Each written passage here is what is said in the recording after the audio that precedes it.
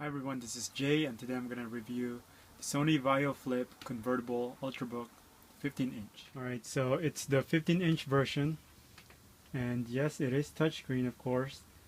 This is the carbon black version, and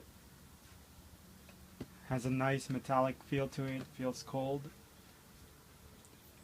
Full keyboard right here, nice touchpad, and of course the important feature about this is that it becomes a tablet. So there's a lock right here, latch it to release, just push this a little and you can pull it down, becomes a tablet just like that, and you're able to use it as a tablet. So in this mode, if you were to look things up, the on-screen keyboard will automatically pop up, but on the laptop mode it won't do that. And if you also purchase the $40 Digitizer Pen, this makes for a very nice sketching tablet. So let's see here. This is Vaio paper, and with the Digitizer Pen you can buy this for $40. You can actually use this tablet for sketching, or if you're an artist, you know, it's really good too, because it is pressure sensitive. So the harder you press, the darker it'll look on the screen, and the lighter you press your strokes, the lighter it'll appear. Let's try this. So there you go. Hi YouTube.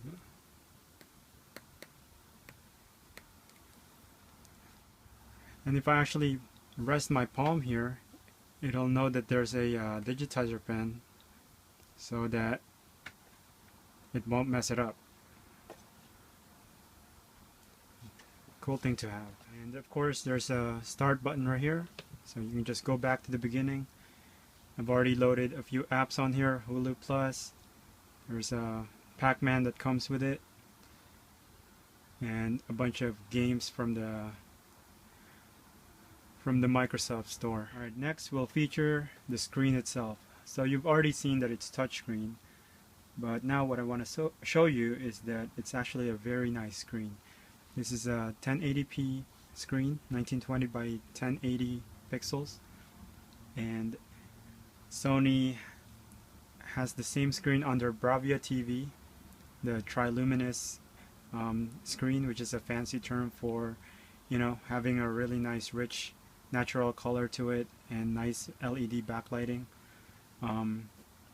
It's also an IPS display in plane switching, meaning you can watch the screen from any angle and it won't look washed out. The same goes for, you know, the iPads and the iPhones.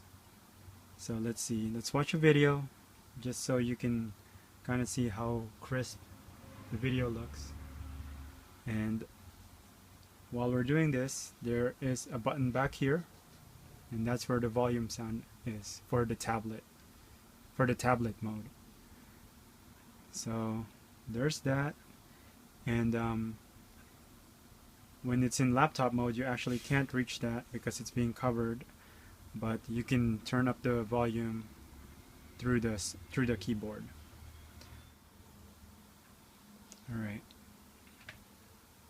So touchscreen, Windows 8, you can do all of the things that... I'm going to make a joke about this story, right, but there it is. I don't think it needs a joke. I think it needs to be slow jam. You know what I'm talking So about? there's a glare right at the top left Why here. did you say you want to slow jam this news? This thing is pretty loud too. I want to slow jam the news. And as you can see, I'm trying to talk over the volume. Hello, Jimmy. And that's enough of that. Alright, so we've covered tablet mode, we've covered touchscreen, we've covered the sound button right here. And now I just want to show you how it looks in their viewer mode. Alright, so to turn it into viewer mode, just pretty much lift this up. And not a lot of people will use this because you'll have to turn the whole laptop this way. And there you go. I'm pretty sure not a lot of people will use it this way. but it's nice knowing that you can do this, get the keyboard out of the way, and use the base as sort of a stand. You can also try to prop it like the Vaio Duo, like this, but I wouldn't recommend it because it will flip over unless you can find something to kind of hold it down back here like that, or right over here. I'm thinking of doing that, but I don't want to break the hinge here, so I'm just gonna use the device as how Sony intended it to be used. Alright, so let's look around the chassis here. So there's the screen. Flip it over, lock it, chiclet keyboard. There's the assist button right here. Like I said, trackpad. Not really a fan of this trackpad, but you do get used to how the texture feels here. The keyboards are backlit too, which is good. But one thing I noticed is you do not have control over the brightness of the backlighting there. It just turns on whenever you press a button, and it turns to turn off quickly on when it's running on battery, but when it's plugged in it doesn't. But you can also control that using the Vaio control center here. The control center is Sony's own control settings for the Vaio laptop. So you have power, input, image, sound quality, hardware, network, and other. But all of those you can find through the regular control panel anyway. It's just all there for your convenience. Right, so as you can see, I have a lot of games loaded already. I'm gonna make videos on that. And we were supposed to look at how the laptop looks, so let's focus on that. So you have the camera up here, 1 megapixel, and let me flip it over here. There's the hinge. The lock system is right here, so whenever you lock it, it'll lock the screen in place, which we should do right now because I'm going to show you the back side or the top side. So there's the lining for the hinge, of course the Sony logos, Vaio logos. Here's the back. There's the volume switch right there. There's nothing else on here.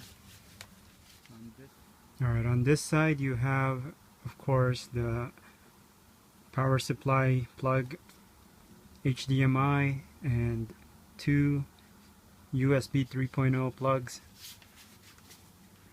In the front you have the battery light, HDD light, and the power button light. Alright. On the right side you have the headset plug, SD card slot, another USB 3.0, and RJ45 Ethernet plug. And there's a jaw for it to drop down. And there's the on button. Alright. Alright, so you've seen it as a tablet, you've seen it for writing. You can also use it as a graphic artist. But what I really like about this convertible is the fact that you can get some point and click games and actually use it to play such games. So this is Broken Sword 5, and you can actually use the touchscreen to play it. Are you Hector-Lane, the art critic? Enchanté, madame. So this is running at 1080p, and of course it's not really going to require a hardcore GPU, but this tablet actually has an entry-level NVIDIA GeForce 735M, which is pretty decent. It can run 3D games at good frame rates, and I'm going to make videos of that later on. But I just want to showcase the fact that, you know, you can dig up some point and click games from Steam, or, you know, ones that you have, and install it on here, and it makes for a really nice tablet for that purpose. That's what I've been using it for too. Yes. So let's skip this Promise to clear up any. and let's try Art Rage.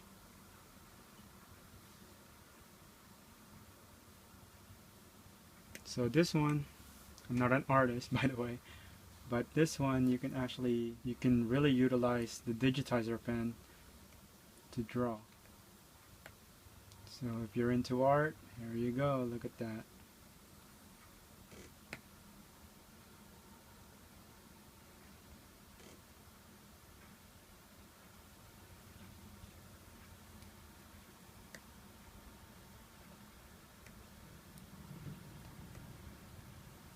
So thanks for watching.